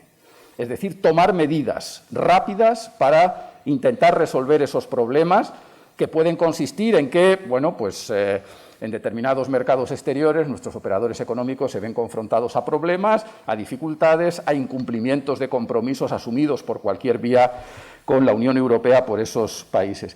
Se ha modificado el famoso reglamento sobre obstáculos al comercio, que en la última etapa se conoce también más como el Enforcement Regulation, para adaptarlo a la nueva situación creada por el bloqueo de la OMC como consecuencia de la negativa del Gobierno de Estados Unidos a dar el visto bueno a la renovación del órgano de apelación, que esto suena a una cuestión muy técnica, pero tiene paralizada la OMC desde hace 2 años. Y eso es, dicho coloquialmente, eso es muy gordo, es muy fuerte. Entonces, lo hemos adaptado para no estar nosotros paralizados, es decir, que ese compromiso con el multilateralismo no impida que nosotros reaccionemos si es necesario reaccionar a través de distintas fórmulas. Hemos activado ciertos procedimientos de arreglo de controversias en el marco de acuerdos bilaterales con algunos socios, entre ellos con Corea del Sur, por ejemplo, en un tema que toca también a cuestiones medioambientales o de sostenibilidad, con Sudáfrica, con Ucrania, cosa que antes no ocurría. Y otra cuestión muy técnica, pero que es importante y es interesante porque nos ha dado muchos quebraderos de cabeza, estamos prácticamente a punto de aprobar, después de casi 10 años de discusiones, un nuevo instrumento para reaccionar cuando nuestros operadores económicos, ser capaces de reaccionar rápidamente cuando nuestros operadores económicos tienen problemas en el acceso a los mercados públicos en terceros países. Un elemento fundamental de nuestra política comercial y de nuestros acuerdos de libre comercio en los últimos 10 años es el acceso a los mercados públicos. Nosotros somos muy abiertos en esto, incluso una vez que el Reino Unido se ha marchado, que era uno de los más abiertos. Somos muy abiertos, pero no podemos ser ingenuos. Entonces, no puede ser que empresas de terceros países puedan acceder a nuestros mercados públicos. Estos son cientos de miles de millones de euros todos los años y que nuestras empresas encuentren triquiñuelas, dificultades cuando quieren acceder a esos mismos mercados en terceros países. En fin, cuestiones que son más de carácter técnico. Entonces, ahí, bueno, no ha habido mucho problema. Pero claro, también, y aquí ya entramos en un terreno más inexplorado, y con esto voy terminando, hemos visto ya algún ejemplo de utilización geopolítica en sentido estricto de nuestra política comercial. Es decir, cambios que consisten en que a través de instrumentos de política comercial canalicemos, encaucemos decisiones realmente geopolíticas. Además, yo creo que el ejemplo paradigmático es el acuerdo en materia de inversión con China, que se cerró en principio, en teoría, en diciembre del año pasado y que ahora está bloqueado porque en marzo decidimos aplicar medidas restrictivas a China y eso ha paralizado la ratificación, eventual entrada en vigor, aplicación de este acuerdo sobre inversiones con China, que sí es un aspecto geopolítico fundamental, porque todos sabéis que el anuncio el 30 de diciembre pasado del cierre de estas negociaciones, levantó sarpullidos en Washington. No al anterior inquilino de la Casa Blanca, sino al nuevo también, y a su gobierno y a su administración. Es decir, en el momento en que la Unión Europea, como dice el alto representante Borrell, pues opte por esa especie de doctrina Sinatra, ¿no? De my way, ¿no? Cuál es mi forma de hacer las cosas, y que eso pueda significar cerrar un acuerdo de este tipo con China en pleno apogeo del enfrentamiento comercial entre China y Estados Unidos. Después, si queréis, en el debate podemos profundizar sobre esto. Este es un terreno mucho más inexplorado y en el que tenemos, yo creo, más dificultades. No quiero decir que no debamos hacerlo, pero tenemos más dificultades. Yo diría que el acuerdo de comercio y cooperación con el Reino Unido, desde otra óptica distinta, también tiene un componente geopolítico muy importante. Es verdad que es un acuerdo para salvar los muebles, pero es el único acuerdo que tenemos ahora mismo para regular nuestra relación con el Reino Unido. Deberían venir más en el futuro, pero ahora es lo que hay. Y tiene unas implicaciones potentísimas, es decir, simplemente lo menciono porque no me resisto, y perdonadme 2 minutitos más. Ahora mismo el mayor enfrentamiento con el Reino Unido, como sabéis, tiene que ver con la aplicación del protocolo sobre Irlanda del Norte. Protocolo anejo al acuerdo de retirada, no al acuerdo de comercio y cooperación. La Comisión ha iniciado un procedimiento por incumplimiento contra el Reino Unido, suena paradójico, pero es posible, conforme al acuerdo de retirada, por este tema, y al mismo tiempo ha iniciado consultas para un eventual procedimiento de arbitraje. Si todo eso no saliese bien, al cabo de un tiempo podríamos suspender compromisos que hemos asumido en virtud del acuerdo de comercio y cooperación como elemento de retorsión frente al incumplimiento por parte del Reino Unido del protocolo sobre Irlanda del Norte previsto anejo al acuerdo de retirada. Es decir, aquí hay conexiones, digamos, geopolíticas interesantes. Pero es el tema de China el más relevante, sin duda alguna. Entonces, bueno, esto nuevamente no es que quiera decir que vaya a hacer saltar las costuras de la Unión Europea, pero nos confronta algunos aspectos, y con esto ya termino de verdad. Algunas preguntas o planteamiento un poco para finalizar y también con vistas a la reflexión para la conferencia. Convertir a la política comercial en un instrumento mucho más geopolítico, yo creo que es necesario, no tenemos alternativa, pero debemos ser conscientes de que el valor fundamental de la política comercial ha sido siempre la unidad. Unidad que se ha visto amenazada en muchos casos como consecuencia de estos pasos que hemos ido dando. Os recuerdo que cuando se creó la OMC, y no solo la Unión, sino también los Estados miembros fueron miembros fundadores de la OMC, nos llevábamos las manos a la cabeza diciendo, bueno, esto va a ser horroroso. No lo fue. Estados Unidos intentó buscarnos las cosquillas, intentando iniciar procedimientos de arreglo de controversia por separado con algún Estado miembro, y todos cerramos filas y o demandas a la Unión ante la OMC o no puedes demandar a ningún Estado miembro. Es decir, hemos resistido en esto. Pero claro, ahora los riesgos para esa unidad, que es el valor fundamental de la política comercial, son más importantes, por ejemplo, en este tema con China. Es decir, yo no me imagino a la Unión manteniendo, las dificultades son mucho mayores. Simplemente 2 o 3 preguntas más. El papel de la Comisión. La Comisión siempre ha tenido un amplísimo margen de maniobra en la ejecución de la política comercial. Si la política comercial es mucho más geopolítica, ¿puede seguir la Comisión desempeñando exactamente el mismo papel? Ya hay reflexiones por ahí diciendo que, bueno, el control, la rendición de cuentas, incluso en términos de control democrático, deberían ser mayores. ¿Tiene sentido en un contexto como este que la política comercial siga estando fuera de las competencias del Servicio Europeo de Acción Exterior? La decisión fundacional del SEAE de 2010, fruto de una negociación muy difícil en aquel momento, lo deja fuera. Bueno, esto tendríamos que quizá reconsiderarlo, y abundando en esto, ¿tiene sentido que el Servicio Europeo de Acción Exterior en este contexto siga estando regulado constitucionalmente en un artículo del capítulo del Tratado sobre la PESC, el artículo 27? ¿No debería aparecer como mínimo en las disposiciones generales del propio TUE cuando se habla del papel del alto representante para garantizar la coherencia? Bueno, son algunas preguntas en voz alta, algunos interrogantes, pero bueno, lo único que pretendía era poner sobre la mesa o traer al debate algunos aspectos para que después, si lo consideráis oportuno, pues podamos profundizar en los que queráis. Muchas gracias por vuestra atención.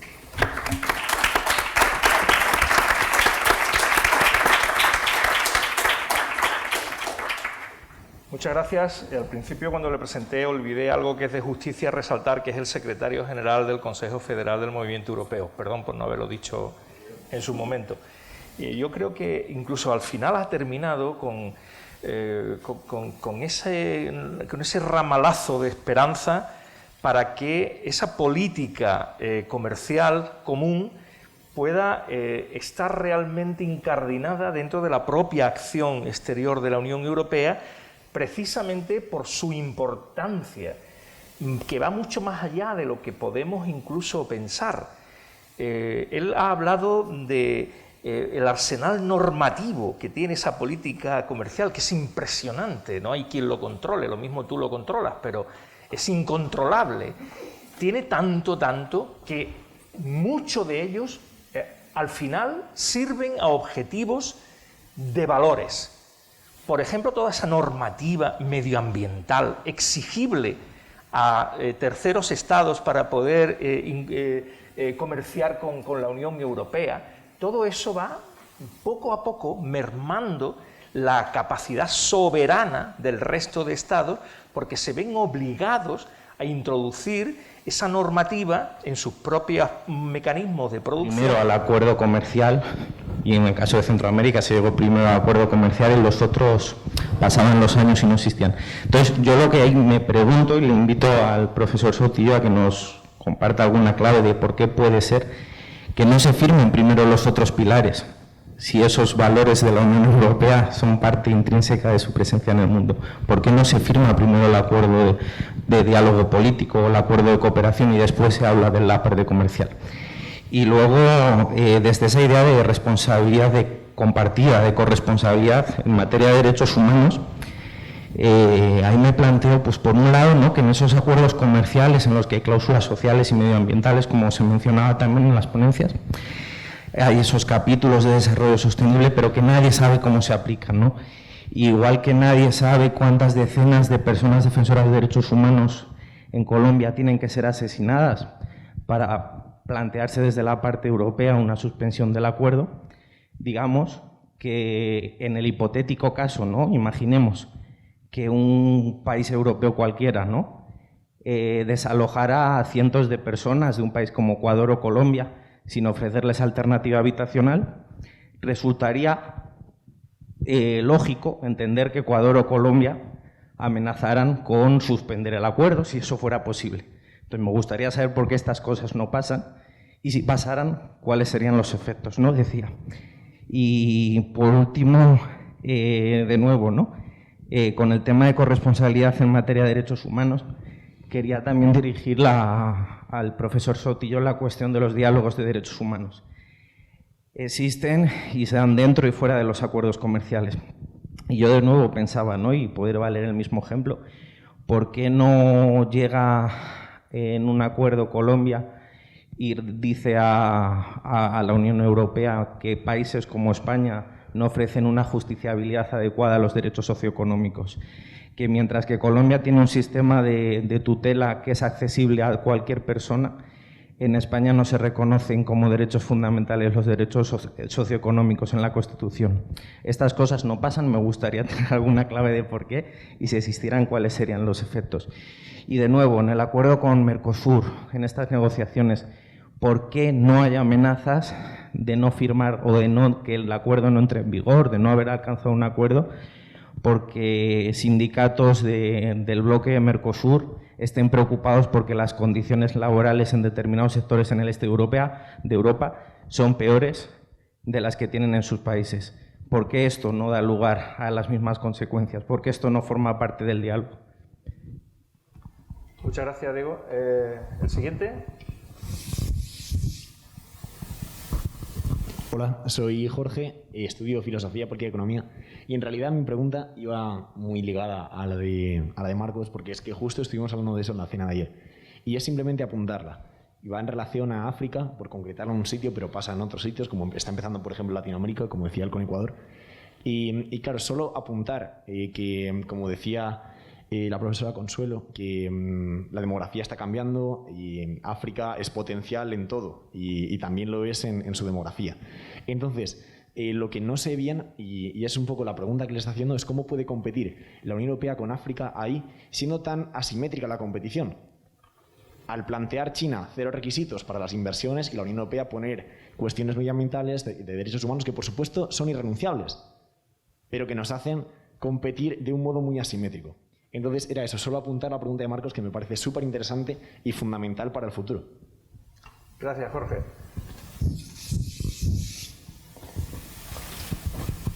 Hola, buenas tardes. Bueno, yo soy Julio y quería hacer mis preguntas directamente a Consuelo. Y son, si me permite, son dos, voy a intentar ser breve, una más de mi parte de politólogo y otra como parte de estudiante de Derechos Humanos. Y sobre todo, la primera de ellas, la parte de politólogo, es sobre una de las cosas que has comentado que debería hacer la Unión Europea, es identificar e intentar desarrollar la cultura, ¿no? Un poco la investigación y en especial desarrollar una identidad europea. Y no sé, yo creo que eso es muy importante porque realmente no nos damos cuenta de lo que muchas veces es cultura europea, identidad y la mitología o realmente los héroes, por así decirlo, que tenemos. Estuvimos ayer hablando varios compañeros de parte de cultura española que no conocíamos y realmente me he dado cuenta que europea tampoco, y la que conocemos no la consideramos como una europea. Por ejemplo, Zeus es Europa. Concretamente, Zeus raptó a Europa, es convertido en toro blanco. Pero también Thor es Europa, es Dinamarca. Nos pasa lo mismo con muchos grandes héroes de la cultura europea que no consideramos como tal. Marie Curie es polaca, Juana de Arco es francesa, pero también Da Vinci o Ragnar Lodbrok, que es el que tiene ahora la serie de Vikings, es de Dinamarca. Todos ellos son europeos. Somos europeos y realmente no los sentimos como tales. Yo al menos los siento muy lejano. Y entonces un poco mi pregunta es cómo se puede desarrollar esta identidad europea y sobre todo cómo podemos convertir estos símbolos, que muchos de ellos son cultura nacional, en cultura europea. Y la otra pregunta, un poco de mi parte de derechos humanos, es que has hablado de transmitir una serie de valores europeos, de igualdad, de dar ayudas al resto de países, etcétera. ¿Y qué podría ocurrir con el tema también un poco de poder atraer a otra gente de otros países, tanto de forma legal o ilegal, y sobre todo con el tema de la protección de las fronteras, en especial siendo un país como España que, digamos, somos expertos en lograr interpretaciones especiales del Tribunal Europeo de Derechos Humanos en temas de inmigración, sobre todo con el tema de las devoluciones en caliente. Muchas gracias. Muchas gracias, Julio. Tenemos aquí la última pregunta de esta primera ronda. No se preocupen que luego habrá más rondas, pero para que demos tiempo, si lo tenéis sistematizado, por favor. Esta pregunta va más dirigida... ¿Cómo? ¿Su nombre? Ignacio Escalante. Va más dirigida al profesor Luis Norberto y va relacionada con cuál debe ser la postura de la Unión Europea o cuál debe ser la intervención comercial de China en los Balcanes en esa supuesta nueva ruta de la seda y si nos debería preocupar que pueda haber una dependencia económica de estos países en China y que a su vez quieran adherirse a la Unión, que sí puede ser perjudicial para la ampliación. Gracias. Muchas gracias, Ignacio. Pues yo creo que ahora es vuestro turno. Usad el tiempo que necesitéis, pero siempre rogando que os ciñáis a la respuesta lo más que podáis. ¿Cuántas horas tenemos? 3 minutos. No, primero quería recordar que estamos en un clima de confianza y cordialidad, que antes en la comunidad que nos hablábamos del compromiso de la juventud, de los estudiantes, y si tratáis estos temas, Fernando, pues podemos demostrar que el compromiso que tenéis es bastante elevadísimo. Por lo cual, lo digo como elemento de satisfacción. Quizá no voy a responder a todo y me disculpáis, y como acudiendo al espíritu que comentaba esta mañana la profesora Lecoa, como lo vamos a seguir viendo, aparte de lo que pueda intentar responder, pues por supuesto podemos debatirlo con más profundidad que los 3 minutos.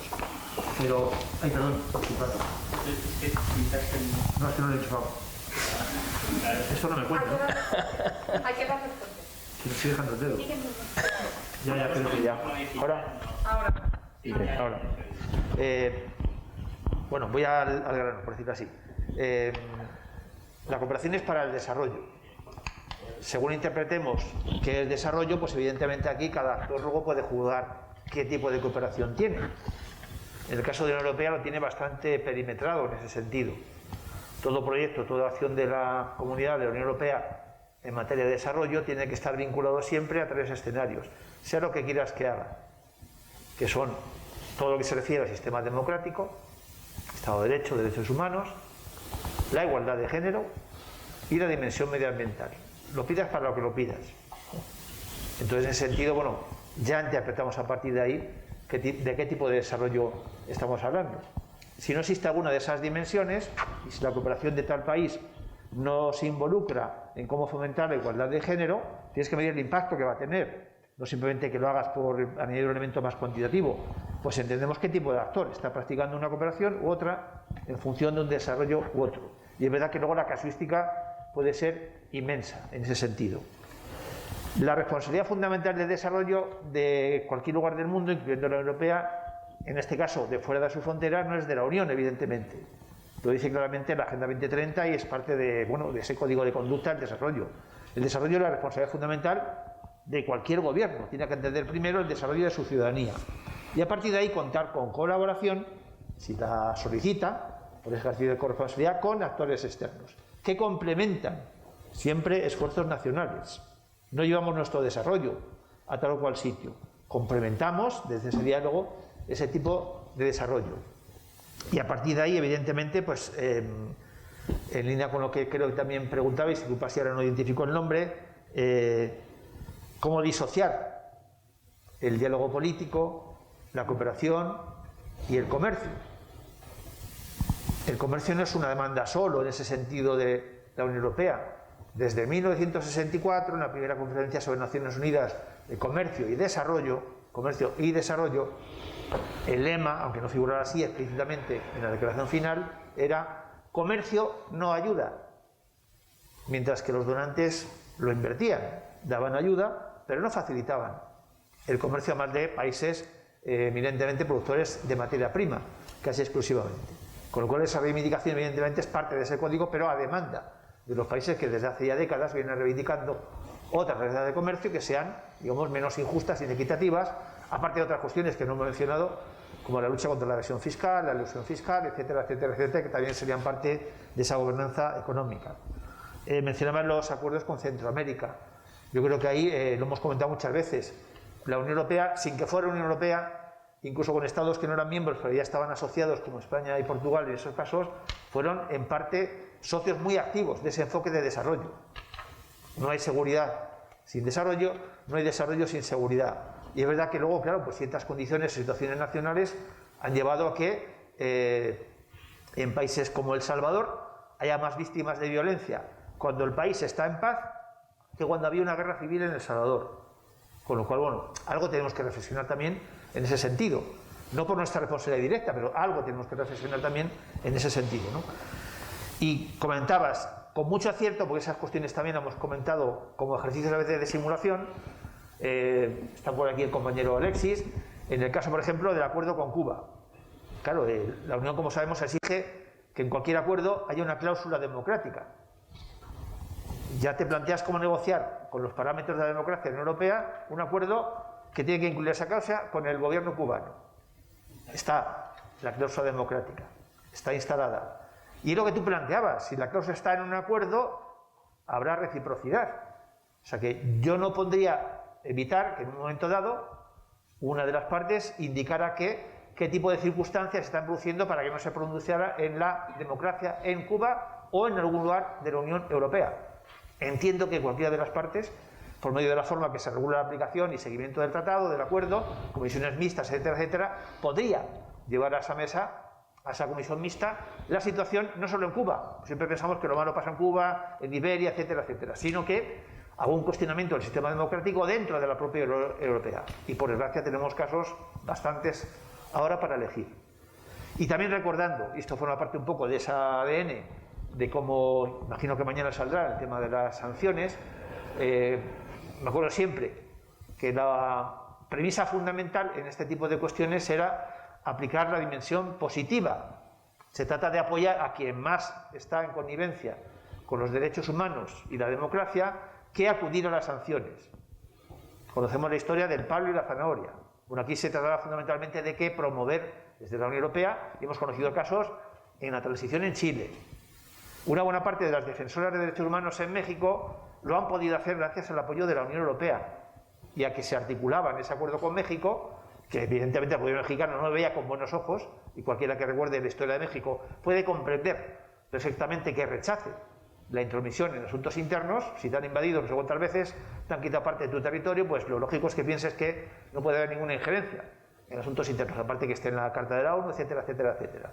Pero gracias a esa interlocución y gracias a que se trataba de promover, una buena parte de las defensoras de derechos humanos, de la Ciudad Juárez y de otros lugares, pudieron tener una mayor visibilidad y un mayor alcance de esa reclamación, no para que la Unión Europea fuera a Ciudad Juárez a buscar a los culpables auténticos, sino para reclamar a las instancias mexicanas que hicieran justicia con esas personas.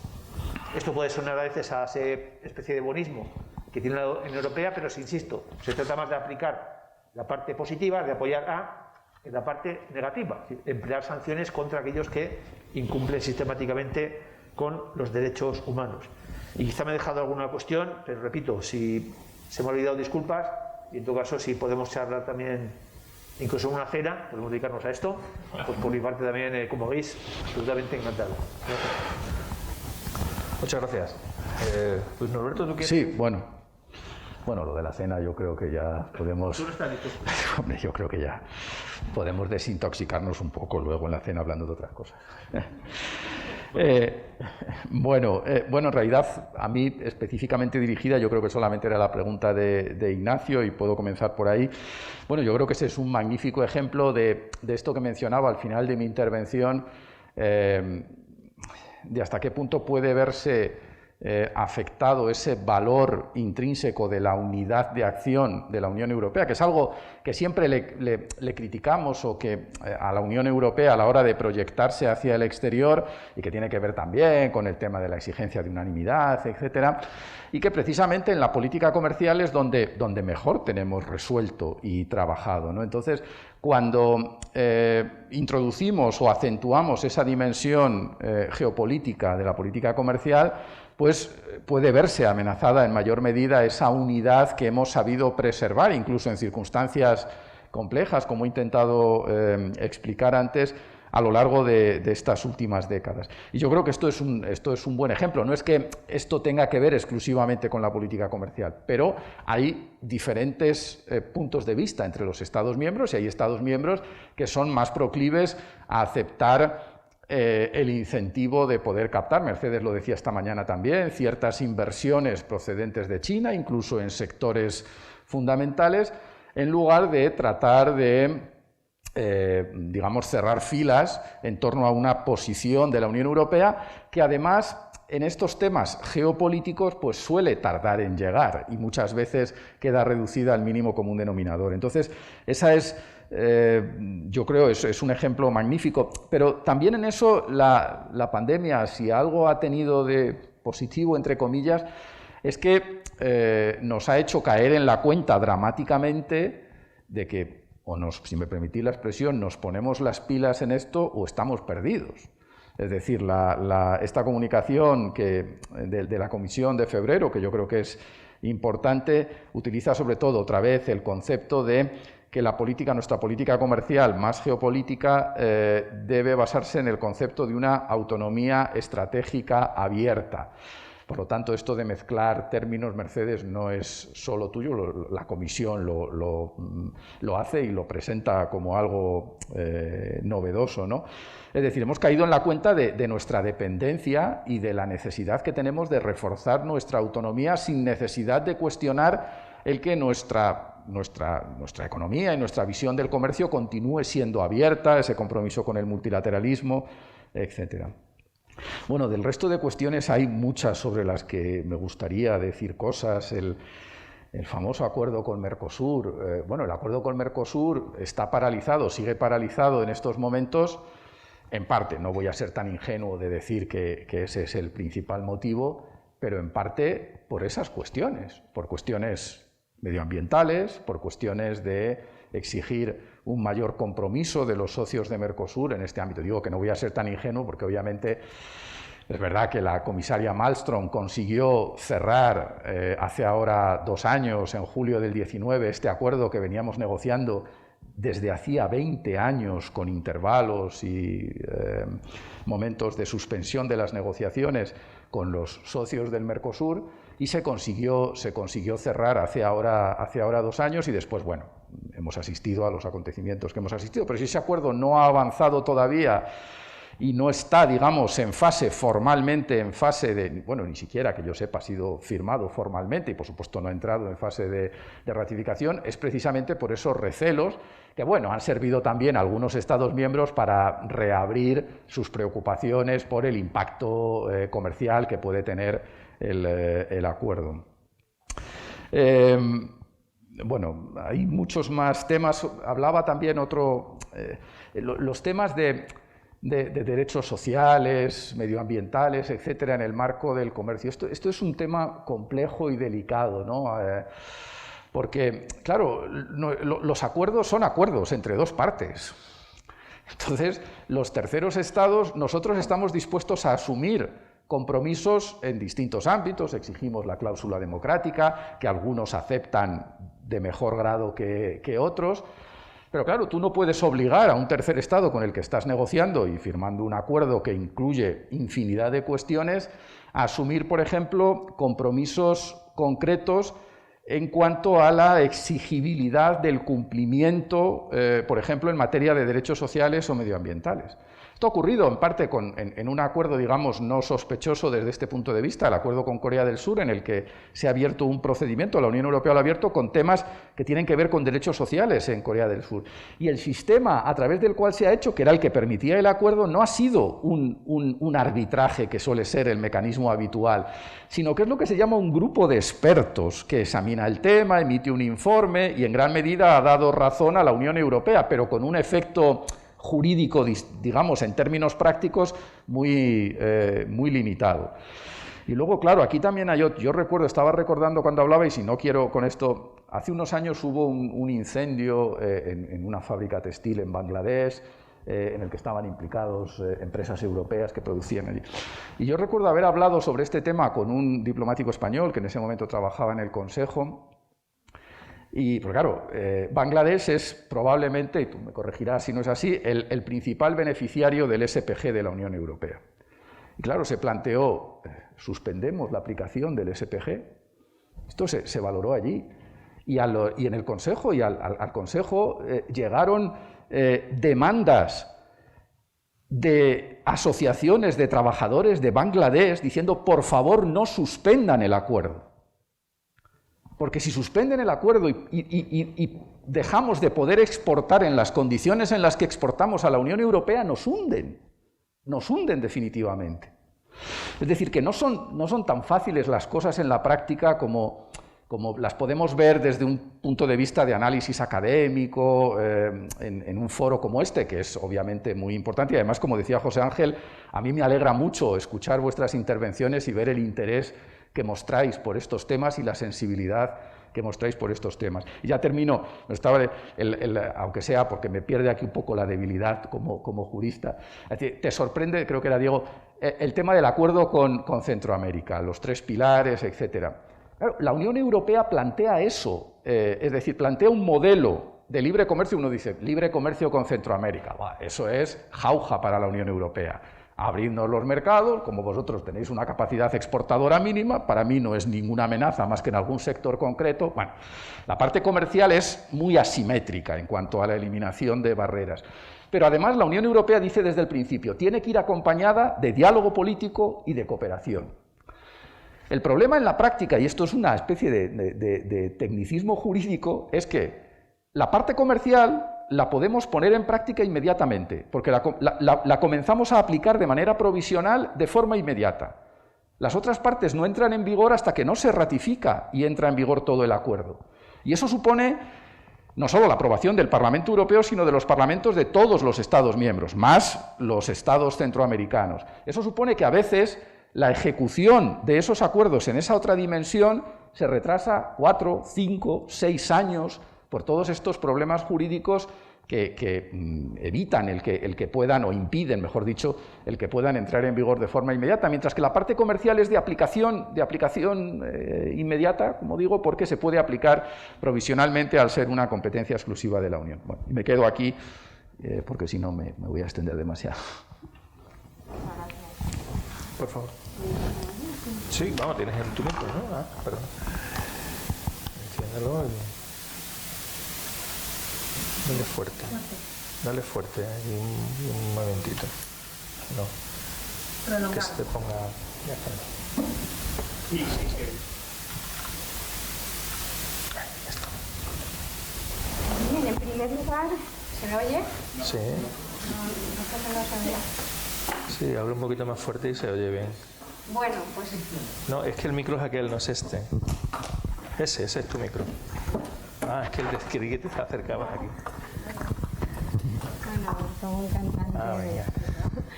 Bien, en primer lugar, me parece que el compañero... Marcos, ¿no? Marcos se ha referido a un tema que yo en el último punto de mi intervención he comentado en relación con la necesidad de conseguir por parte de la Unión Europea una autonomía energética centrada en las energías renovables.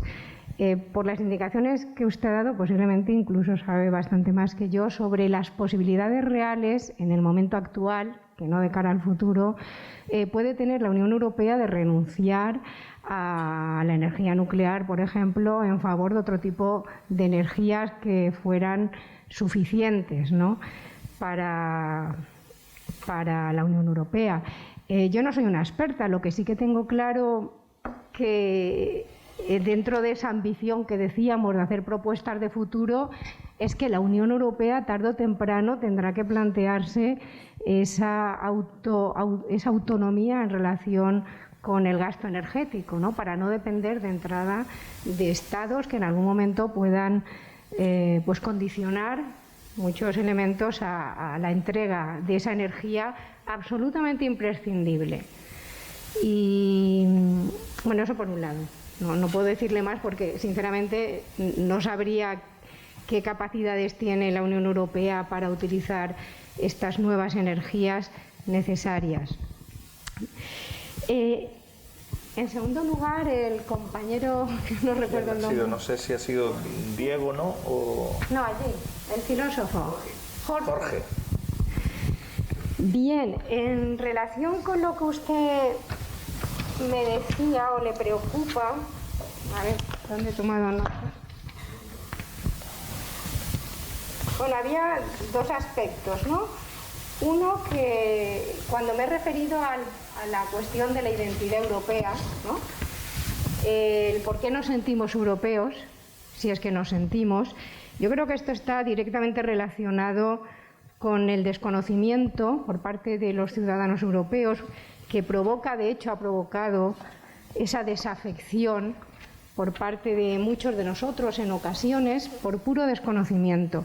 Y en ese camino es en el que yo creo que debemos avanzar, en el sentido de desarrollar, tanto decía en mi intervención, la educación, pero no solo en aspectos tecnológicos, sino precisamente en el ámbito de la cultura, pero también en el ámbito de la propia historia europea, ¿no? Ahora se está hablando de preparar manuales que de alguna manera acerquen las cuestiones que nos unen como miembros de esta Unión Europea y que posibilitarían ese encuentro con una identidad común, es decir, ¿por qué nos sentimos europeos?, ¿no? Esto tiene que ver con un documento, por cierto, que les recomiendo, sobre la política cultural y audiovisual de la Unión Europea, en el que se tratan aspectos como la americanización de las sociedades aquí de nuestros países miembros de la Unión Europea, pero yo creo que todos somos capaces de reconocer esa identidad europea, ¿no? Por ejemplo, por poner un ejemplo en el que es básico y es muy reconocible, en el cine. Cuando vemos una película, normalmente decimos, uy, qué película más aburrida, seguro que es europea, ¿no? Es muy injusto, por cierto, porque cuando una de esas buenas películas europeas tiene un éxito importante en el entorno europeo, los americanos enseguida compran la producción y hacen una película supuestamente sobre el mismo tema. Si uno ve la película europea y ve luego la versión americana, nos damos cuenta de que no es europea.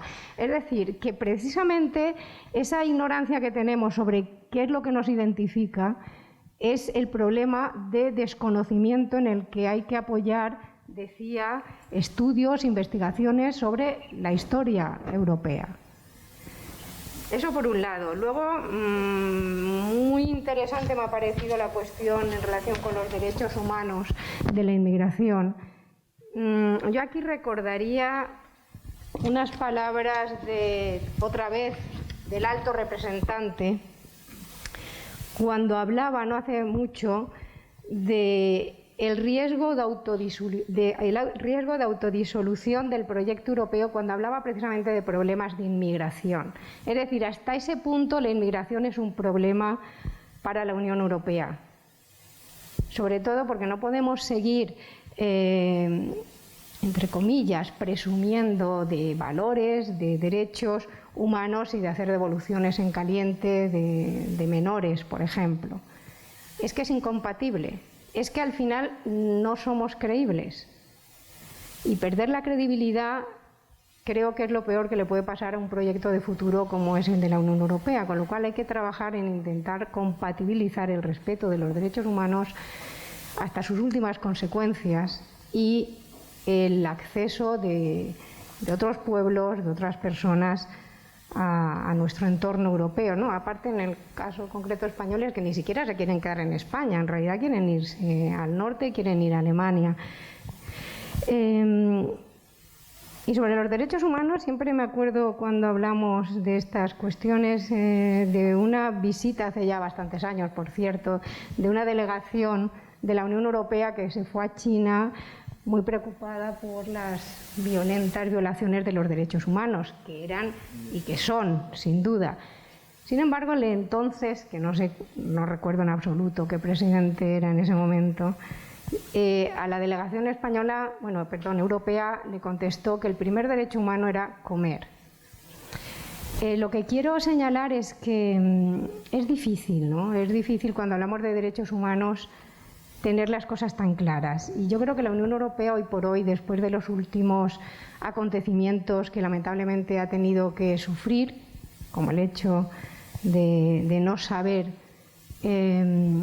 gestionar la crisis de los refugiados, no creo que sea un buen momento para realmente poner en valor que la Unión Europea es muy respetuosa con la garantía de los derechos de las personas, ¿no? Eso es lo que pienso.